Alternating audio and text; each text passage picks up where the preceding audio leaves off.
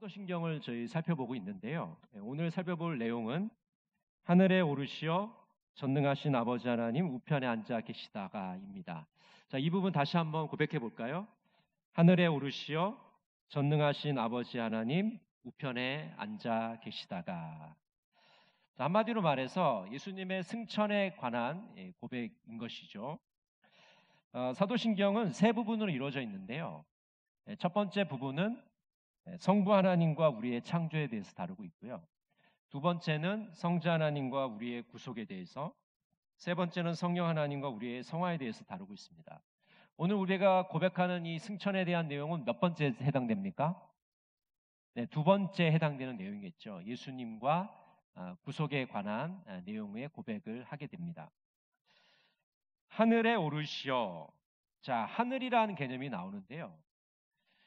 이 비행기가 날아다니는 이런 대기권, 이 하늘을 의미하는 것은 아닙니다. 물론 우리 인간이 어떤 공간을 이야기할 때 시간과 공간을 떠나서 사실 파악하기가 쉽지가 않습니다. 그건 다른 차원의 이야기이기 때문에 우리가 하늘 그러면 자꾸 저 날아다니는 그 하늘을 자꾸 생각하게 되는데, 여기서 예수님이 오르신 하늘은 그런 하늘은 아닙니다.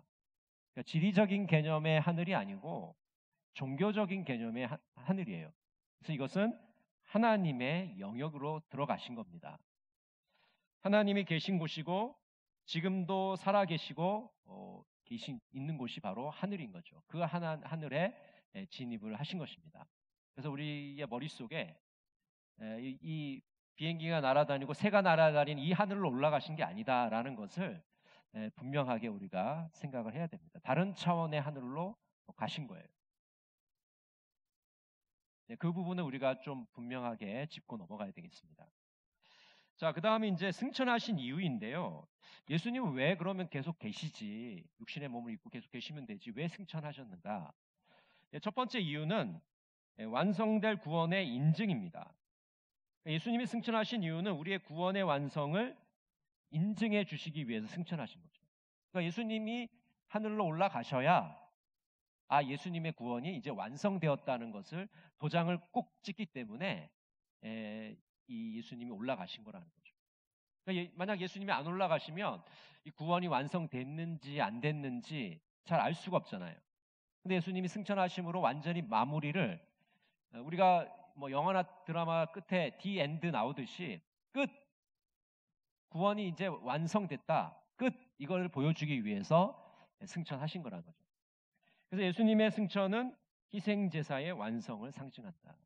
예수님이 자기 몸을 십자가에 제물로 내어주시고 구원을 완성하셨는데, 예수님의 승천을 통해서 이 희생제사의 완성이 됐음을 우리가 알 수가 있는 거죠. 자, 두 번째 이유는 뭡니까? 성령을 보내심입니다. 우리 요한복음 16장 7절, 자, 그 목소리를 같이 읽어보겠습니다. 그러나 내가 너희에게 실상을 말하노니 내가 떠나가는 것이 너희에게 유익이라. 내가 떠나가지 아니하면 보혜사가 너희에게로 오시지 아니할 것이요 가면 내가 그를 너희에게 보내리니. 자, 보혜사라는 말이 등장하는데요. 자, 우리 한글 성경은 이 중국의 이 한문 성경을 베이스로 하는 성경이에요. 그렇기 때문에 한자가 엄청 많습니다. 그리고 이 보혜사 같은 경우에도 굳이 보혜사란 말을 쓸 필요가 없는데, 중국 성경을 참조하다 보니까 이제 이 한자 말 보혜사를 쓰게 된 거죠. 사실 우리 일상생활에서는 보혜사란 말을 전혀 쓰지 않잖아요. 그래서 우리가 이제 조어를 하면서 이 보혜사의 보자는 보호하시고 해자는 은혜를 주시는 선생님이다, 이렇게 얘기하는데, 이건 그냥 편의상 한자를 풀이하려고 하는 말이고, 정확한 의미는 파라클레토스, 옆에서 우리를 위로해 주시고 응원해 주시고 지지해 주시고 변호하시는 분이라는 뜻을 갖고 있습니다. 우리가 흔히 얘기하는 변호사, 뭐 그런 분들이잖아요. 상담하시는 분, 옆에서 도와주시는 분, 이런 분들이 바로 이 성령님의 정확한 뜻이에요. 그러니까 보혜사라는 이 한자어는 충분하지가 않아요. 이것을 설명하기에 충분하지 않습니다. 중국 사람들이 이렇게 써놓은 걸 그냥 그따가 번역하면서 그때 갖다 쓴 거죠. 그런데 중요한 건 뭐냐 하면, 예수님이 승천을 하셔야 이 다른 보혜사인 성령님을 보내주신다는 거죠. 왜냐하면 예수님이 가시니까 다른 분이 필요하잖아요. 그래서 이제 보혜사를 보내주신다는 건데, 원래의 보혜사는 누구냐 하면 예수님이 보혜사입니다. 근데 성령님은 다른 보혜사. 그러니까 주님께서 승천하시고 이후에 그것을 예를 들어서 담당하실 분이죠. 성령 하나님을 보내주신다. 그래서 이제 다른 보혜사라는 표현을 쓰고 있는 겁니다. 그래서 밑에 보시면 성령이 오시면 주님께서 모든 이들과 모든 장소에 함께 하실 수 있다. 여러분 이 신비를 아시겠어요? 성령님이 오시면 모든 곳에 모든 이와 함께 하실 수 있는 거예요. 육신을 입고 온 예수님은 그 공간밖에 없잖아요. 있을 수밖에 없잖아요. 그렇죠?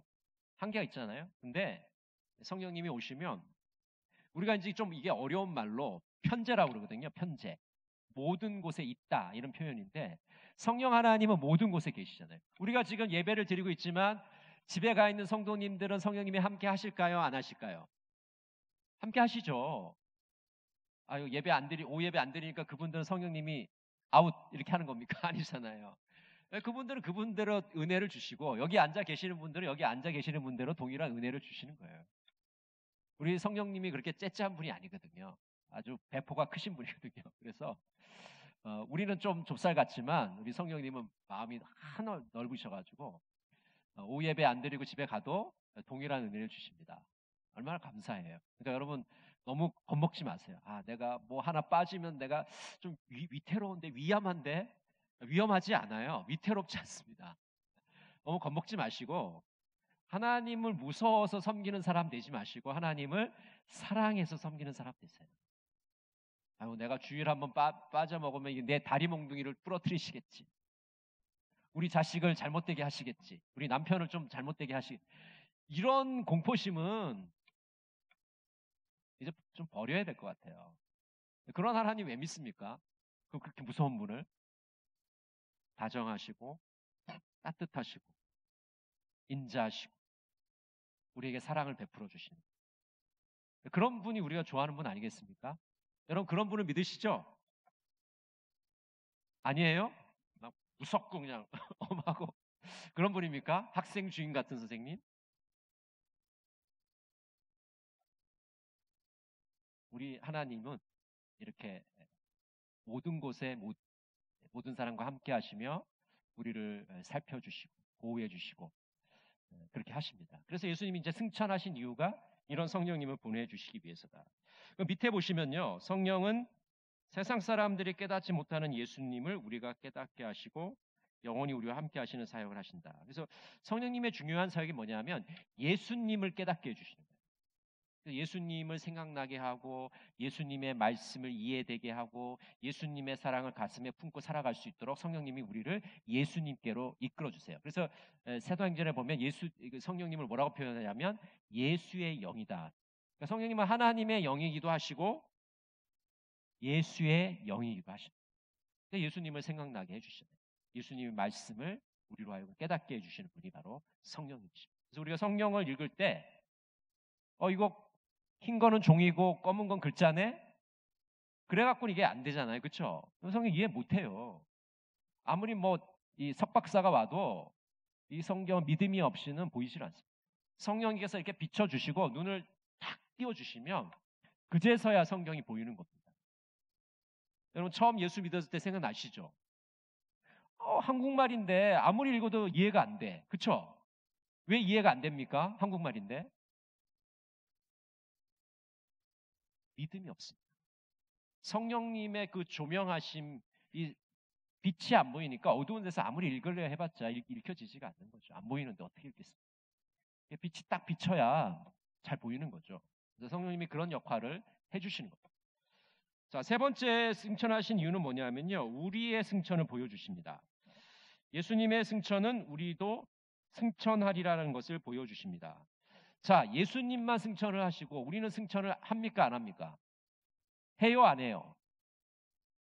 여러분도 이제 승천하십니다. 얼마나 감사한지. 허경영 씨라는 분 계시잖아요. 대통령 선거부터 나오시는 분. 그분이 이제 공중부양 그래갖고 자기한테 오면 뜨게 해주겠다. 여러분 그 뜨게 해주는 거 모르겠어요. 뭐 기분은 좋을지 모르고 신기할지 모르겠는데 그 뜨게 해줘서 무슨 유익이 있습니까?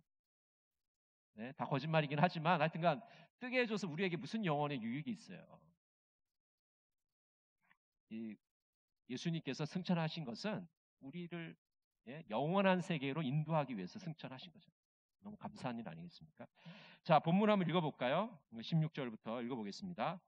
주께서 호령과 천사장의 소리와 하나님의 나팔 소리로 친히 하늘로부터 강림하시리니 그리스도 안에서 죽은 자들이 먼저 일어나고 그 후에 살아남은 자들도 그들과 함께 구름 속으로 끌어올려 공중에서 주를 영접하게 하시리니 그리하여 우리가 항상 주와 함께 있으리라.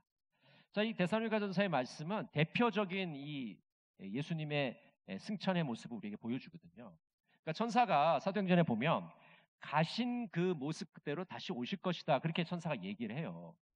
그래서 예수님이 이제 마지막 날에 죽은 자들을 부활시키시고 먼저 죽은 자들을 일으키셔서 함께 재림을 하실 건데 그 광경을 이제 이 데살로니가 전서에서 잘 보여주는 거죠. 여기 보면은 구름 속으로 끌어올려라는 단어가 있어요. 이 단어를 휴거론자들이 엄청나게 좋아하는 단어입니다. 애정하는 단어예요. 그래서 이 휴거론자들은 여기 구름 속으로 끌어올려라는 말만 들으면 자다가 벌떡 일어나요. 휴거. 휴거란 말 많이 들으셔보셨죠? 근데 휴거라는 것도요, 이게 되게 복잡해요, 사실은. 뭐 전천년설이냐, 후천년설이냐, 뭐 무천년설 이런 게 다 얽혀 있거든요. 그런 걸 다 설명하려면 이 한 시간으로 부족합니다. 오늘 밤 다 새야 돼요. 근데 간단하게 말씀을 드리자면 이 휴거라는 걸 어떻게 이제 해석하냐면 그 사람들, 휴거론자들은, 소위 휴거론자들은 어떻게 해석하냐면 이렇게 해석합니다. 많이 들어보셨을 거예요. 예수님이 오기 전에 바로 오시는 게 아니고 휴거가 일어난다, 휴거. 그래서 이 공중으로 이 사람들을 다 끌어올려서 밑에 갑자기 뭐 운전을 하다 없어지고 잠을 자다가 사람들이 뿅 하고 없어지고 뭐 그런 일이 일어날 거다 이렇게 주장을 하는 거예요. 그리고 실제로 휴거라는 그 소설에 보면 그렇게 돼 있습니다. 예수님이 지상 재림을 하기 전에 사람들이 공중으로 이렇게 다 붕 뜨는 거죠. 근데 여러분 그거는 물론 이제 여러 가지 이 신학적인 문제도 우리가 다뤄야 되겠지만 이 데살로니가 전서의 본문을 크게 오해한 거예요. 사실 70년대, 80년대 부흥사들이 이런 얘기 많이 했거든요. 휴거론자들 얘기를 어디서 주워 듣고서는 계속 그런 부흥에 다니면서 얘기를 했어요. 그래서 대부분의 성도들이 이 성경에 있는 내용과 완전 다른 내용의 휴거를 알고 있는 거죠. 근데 성경의 이 여기는 굳이 이걸 휴거라고 한자를 쓸 필요도 없어요. 그냥 뭐라고 되어 있습니까? 구름 속으로 끌어올려.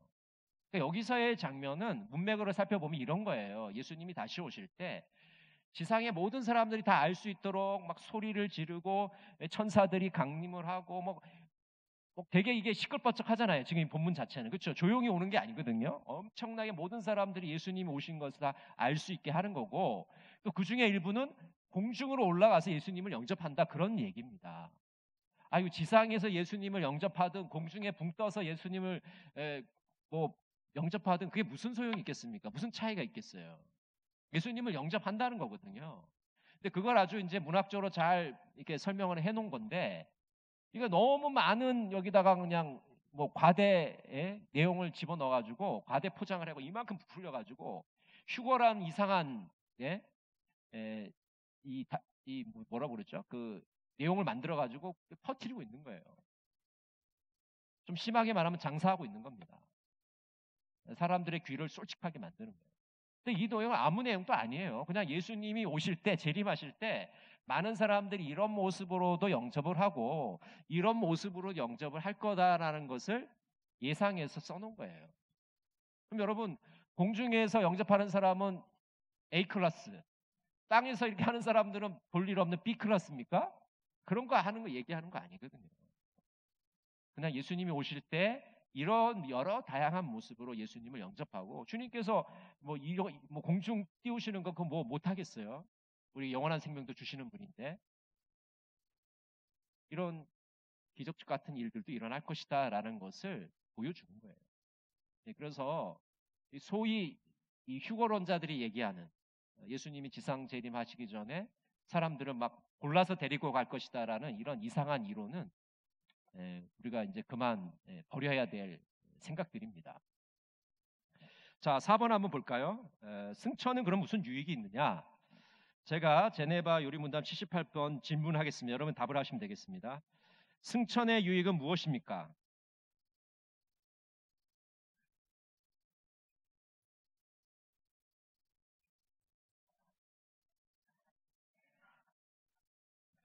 자, 하늘문이 열리는 사건입니다. 승천은 하늘문이 열리는 사건.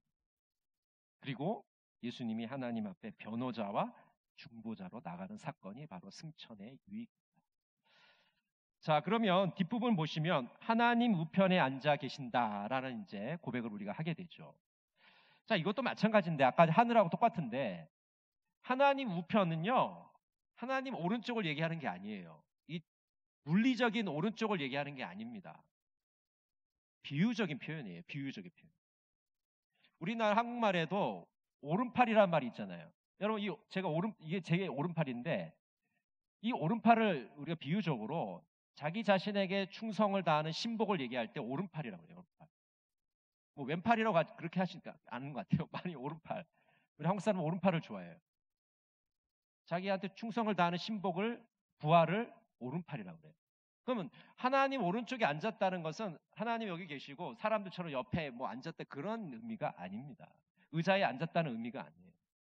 하나님과 성부 하나님과 동일한 그 권세와 위엄과 영광에 참여한다는 뜻입니다. 아시겠죠?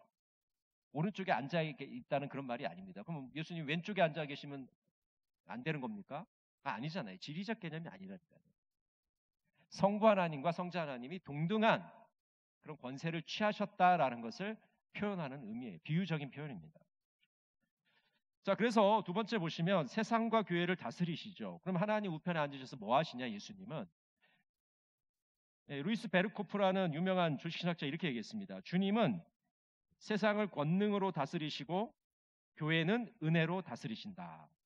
권능의 통치와 은혜의 통치를 위해서 하나님 우편에서 앉아 계시는 거예요.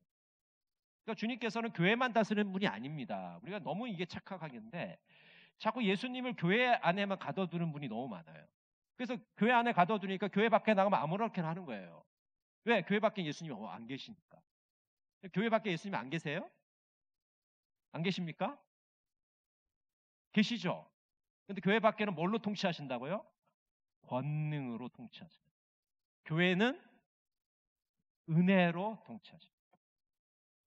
그러니까 교회는 권능으로 통치하면 안 되겠죠. 교회는 은혜로 통치를 하시는 거고 세상은 권능으로 통치하십니다. 그러면 이제 교회 공동체가 은혜로운 공동체가 됩니다. 예? 은혜로운 공동체로 주님의 통치를 받게 되는 거죠. 자, 교회는 처음부터 끝까지 은혜가 지배하는 곳이 되어야 한다. 그럼 은혜의 반대말은 뭘까요? 퀴즈. 은혜의 반대말은 뭡니까? 예? 은혜의 반대말은 율법이에요. 율법. 그래서 율법으로 만약 교회가 이제 돌아가게 되면 어떻게 됩니까? 자격이 없는 사람이 여기 들어올 수가 없어요. 이제 들어올 때마다 이제 찍어요. 자격이 되는 사람. 무슨 자격인지 모르겠지만 자격이 있을 거예요. 율법에 정해놓은 자격이 있을 거예요. 뭐 예를 들어서 주일 성수 잘하냐, 헌금 많이 내냐, 예배 빠지지 않느냐, 뭐 하냐 이게 일일이 다 어떤 율법 조항을 이렇게 적용해서 통과된 사람만 들어올 수 있어요. 그게 은혜가 통치하는 곳입니다. 율법이 통치하는 곳이에요. 근데 교회는 그렇지 않잖아요. 누구든지 와서 하나님의 은혜를 누릴 수 있고 또 잘못했으면 용서를 받을 수 있고 그런 것이 바로 이 교회 공동체 아니겠습니까? 그래서 은혜가 일어나는 곳이다. 율법이 작용하게 되면 자꾸 사람을 서로를 정죄하게 돼요. 나는 이렇게 잘하는데 상대편은 못하니까 자꾸 정죄를 하게 됩니다. 근데 그 정죄하는 게 더 나빠요. 사실은 상대방을 정죄하는 게 더 나쁜 거예요. 은혜라는 거는 상대방을 용서해주고 받아들일 수 있는 그런 상태가 되는 것이죠. 자, 세 번째는 뭡니까? 승천의 유익은 주님은 우리를 위해 중보하신다. 자, 로마서 말씀 같이 읽어볼까요? 누가 능히 하나님께서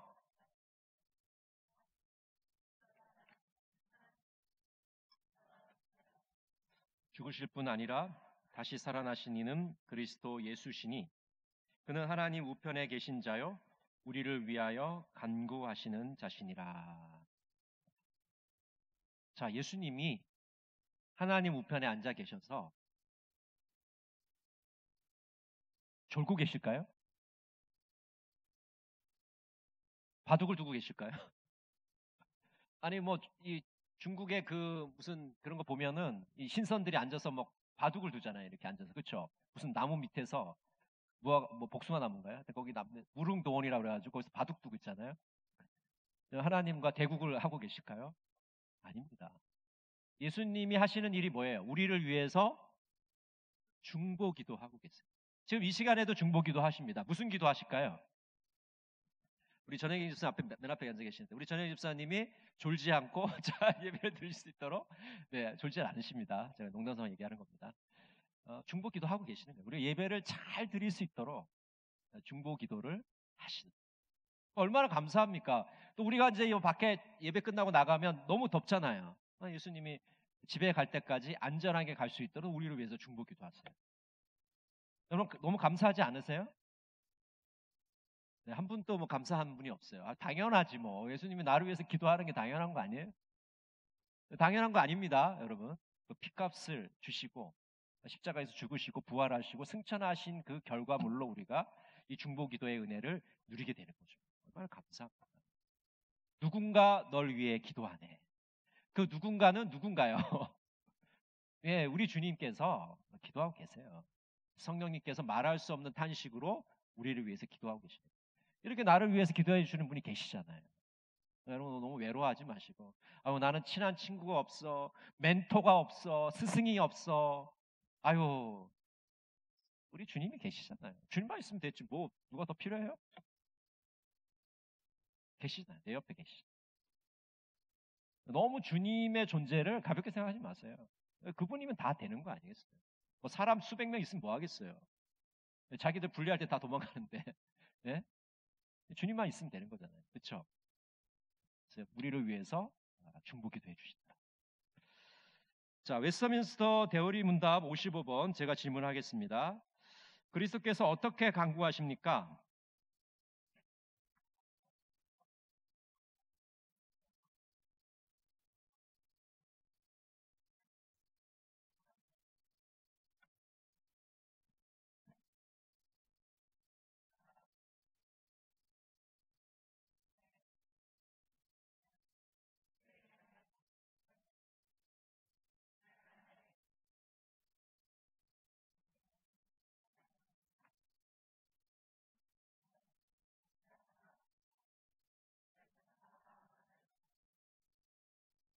우리 성도들이 은혜의 보좌 앞에 담대히 나아가도록 그렇게 간구하십니다.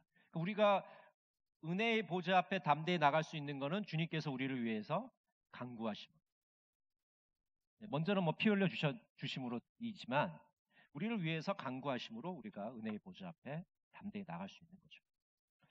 자, 그러면 예수님의 승천을 경험한 우리는 이제 어떻게 살아가야 될까? 첫 번째, 담대하게 나아가야 됩니다. 히브리서 4장 16절 같이 읽겠습니다. 그러므로 우리는 긍휼하심을 받고 때를 따라 돕는 은혜를 얻기 위하여 은혜의 보좌 앞에 담대히 나아갈 것이니라. 여러분, 우리 죄인들이 하나님의 보좌 앞에 담대히 나아갈 수 있을까요? 없어요. 너무나도 부끄럽고 수치스럽고 몸둘 바를 모르겠어요. 송구해요. 하나님의 얼굴을 볼 면목이 없어요. 근데 예수님께서 우리를 위해서 죽으시고 그 피공로로 그 보혈의 공로로 이제 담대하게 하나님의 보좌, 은혜의 보좌 앞에 나갈 수 있도록 우리를 하신 겁니다. 이제는 예수님의 피공로를 의지해서 예수님이 우리를 위해서 중보하심을 의지해서 담대하게 하나님 앞에 나갈 수 있게 된 것이죠. 원래는 우리가 나갈 수 없는 그런 흉악한 죄인들이었지만 이제는 예수님의 공로로 담대하게 나갈 수 있게 됩니다. 그래서 여러분은 앞으로 나가실 때 담대하게 은혜의 보좌 앞에 나가시면 됩니다. 두 번째는요, 증인된 삶을 살아야 됩니다. 자, 우리 사도행전 1장 8절 같이 읽어볼까요? 오직 성령이 너희에게 임하시면 너희가 권능을 받고 예루살렘과 온 유대와 사마리아와 땅끝까지 이르러 내 증인이 되리라 하시니라. 무엇이 되리라? 내 증인이 되리라. 여러분, 이 증인은 아시는 것처럼 목격자예요. 목격자. 그 사건을 현장에서 목격한 사람. 그래서 증인이 되는 겁니다. 우리가 법정에서 증인을 할 때 그 얘기를 뭐 들었거나 봤거나 했을 때 우리가 증인이라고 그러잖아요. 우리가 사실은 예수님의 사건은 2000년 전에 이 사건을 보지는 못했어요, 사실. 그렇죠? 근데 어떻게 증인이 되는 겁니까? 예, 믿음의 눈으로 봤고 믿음의 귀로 들었기 때문에 그 현장을 우리가 믿음으로 봤잖아요. 그러니까 우리가 생생하게 실제로 그때 2000년 전에 살았던 사람보다 더 생생하게 우리가 예수 그리스도를 믿을 수 있는 겁니다. 그 멜 깁슨이 감독한 영화 중에 패션 오브 크라이스트라는 영화가 있어요. 여러분도 아마 웬만한 분들 다 보셨을 겁니다. 근데 이전의 성화들하고 이 멜 깁슨이 감독한 이 패션 오브 크라이스트는 완전 차원이 다른 영화입니다.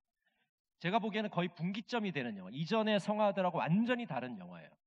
그러니까 뭐가 제일 차이가 나냐? 여러 가지 어떤 영화적인 기법이나 이런 것도 차이가 나지만 가장 큰 차이점은 인간의 상상력을 완전히 멜 깁슨이 지워버렸습니다.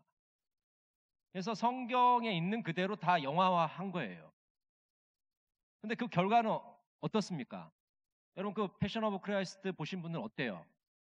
그 영화 다 보고 나서 마음이 되게 기쁘고 예수님의 보혈을 내가 너무 감사하고 십자가를 붙들어야겠다 그런 생각이 드십니까? 어떤 생각이 드세요? 그 영화 보시고. 저는 처음에 그 영화 보고 나서는 굉장히 충격받았어요. 멜 깁슨이 도대체 무슨 생각으로 이 영화를 만든 거지? 그러니까 너무 예수님의 고난을 리얼하게 표현을 해서 인간이 상상할 수 있는 여지를 다 삭제시켜버린 거예요. 그러니까 생각할 필요가 없는 거예요. 그 영화를 보면 생각할 필요가 없어요. 왜? 영화만 보면 거기 그대로 성경 말씀 그대로 다 살려놨습니다. 그러면 왜 이전에 수많은 수백 편, 수천 편의 수만 편 영화들은 그렇게 하지 않았을까요? 우리가 믿음의 눈으로 볼 수 있는 여지를 다 남겨둔 거예요. 그래서 약간은 조악할 수도 있고 좀 조잡할 수도 있고 약간 부족한데 뭔가 2%가 부족한데 항상 그런 생각을 하셨을 겁니다. 그 이유는 뭐냐면 여지를 남겨둔 거예요. 성도들이 믿음의 눈으로 바라볼 수 있는 그 나머지 공간을 채우라고 여백을 남겨둔 거예요. 영화들이.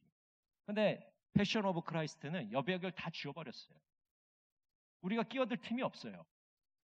그냥 그대로 다 만들어놨거든요. 그래서 제가 보기에는 이 멜 깁슨의 영화는 모르겠습니다. 영화적으로는 좋은 영화고 잘 만든 영화고 심혈을 기울인 영화인지 모르겠지만 교회에서 상영하기에는 굉장히 불편한 영화다. 불쾌한 영화다. 그렇게 생각이 됩니다. 왜냐하면 우리가 2000년 전의 사건을 믿음의 눈으로 바라보는 것이고 우리의 상상력과 하나님이 주신 그 이성을 가지고 그때의 장면들을 우리가 구성해서 기도 가운데 그것을 믿음의 눈으로 바라보면서 예수님의 사건에 동참하는 것인데 그걸 다 삭제시켜버렸거든요. 근데 이 영화 자체가 그런 부분에 대해서 고민하지 않고 만들었구나라는 생각을 하게 됩니다. 물론 다른 부분에서 훌륭한 그런 영화이죠. 그런 이제 목사의 입장에서 볼 때는 그렇게 일일이 다 표현하는 것이 예수님의 고난을 그렇게 리얼리티하게 표현하는 것이 과연 온당한가라는 것은 한 번 정도는 고민해 봐야 될 거죠. 예수님이 열대 채찍에 한 대 맞으면 안 되는 겁니까? 10대 맞아야 되는 겁니까? 그거 아니잖아요. 그러니까 굳이 그럴 필요가 없는 것을 너무나도 과장해서 과대하게 표현을 해서 오히려 보는 사람들로 하여금 불편하게 만드는 거죠. 그럼 우리가 증인이 된다는 것은 믿음의 눈으로 보는 거지. 다른 사람이 날 설득해가지고 내가 말을 듣고서는 현혹돼서 그런 건 아니잖아요. 믿음의 눈으로 우리는 증인의 역할을 감당하게 됩니다. 자, 3번 한번 보실까요? 어떻게 살아가야 됩니까? 주님을 온 마음으로 근무하라. 같이 읽겠습니다. 내 아버지 집에 거할 곳이 많도다. 그렇지 않으면 너희에게 일렀으리라. 내가 너희를 위하여 거처를 예비하러 가노니 가서 너희를 위하여 거처를 예비하면 내가 다시 와서 너희를 내게로 영접하여 나 있는 곳에 너희도 있게 하리라. 자, 주님이 승천하신 이유는 우리의 거처를 예비하러 가셨습니다.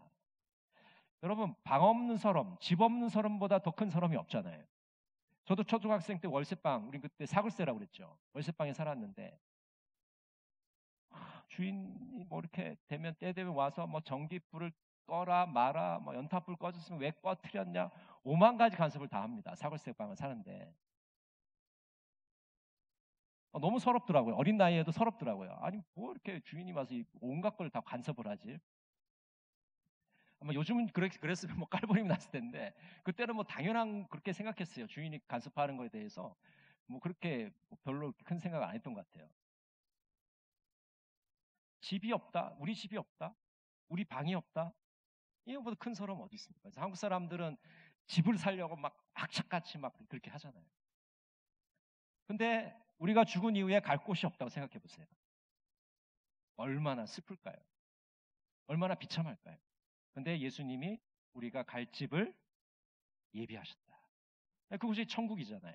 하나님의 나라잖아요. 너무나도 감사한 거 아니겠어요? 그래서 밑에 보시면 주님의 신부가 되어 혼인잔치를 기다리며 이 땅의 어려움을 참고 견디며 살아가야 한다. 자, 여러분, 혼인잔치가 기다리고 있어요. 근데 좀 이 땅에서 좀 힘든 거는 뭡니까? 그 혼인잔치에 가기 위해서 좀 어려운 거예요. 예? 뭐 가다가 자갈밭도 있을 것이고 뭐 가시밭도 좀 있을 것이고, 예, 넘어질 때도 있을 것이고 코가 깨질 때도 있을 겁니다. 뒤통수가 깨질 때도 있을 것이고. 근데 결국 우리가 어디에 간다는 거죠? 혼인잔치에 들어갑니다. 얼마나 감사해요. 근데 그 과정은 쉽지 않아요. 쉽지 않습니다. 네, 그렇기 때문에 우리가 그 영광스러운 혼인잔치를 바라보면서 우리 집을 예배해 놓으신 주님을 바라보면서 오늘 또 좀 현재 일어난 어려움들을 믿음의 신앙의 힘으로 극복해 나가면서 그것을 이겨나가면서 버티고 견디고 참고 인내하면서 그때까지 우리가 나가게 되는 것이죠. 그렇기 때문에 우리가 예수님의 승천을 바라보면서 주님을 온 마음으로 흠모하면서 우리의 삶을 살아가게 됩니다. 자, 정리 우리 천천히 한번 같이 읽어보겠습니다. 주님의 승천은 사역을 다 마치고 쉬러 가신 사건이 아니다. 승천은 우리의 구원이 완성되었고 우리도 언젠가는 주님이 계신 곳으로 올라갈 것을 미리 보여주신 사건이다. 예수님이 하나님 우편에 앉아 계심을 믿는다는 고백도 지금도 세상과 교회를 권능과 은혜로 다스리시며 세상의 어떤 것도 우리를 정죄하지 못하도록 우리를 위해 중보하고 계심을 믿는다는 내용이다.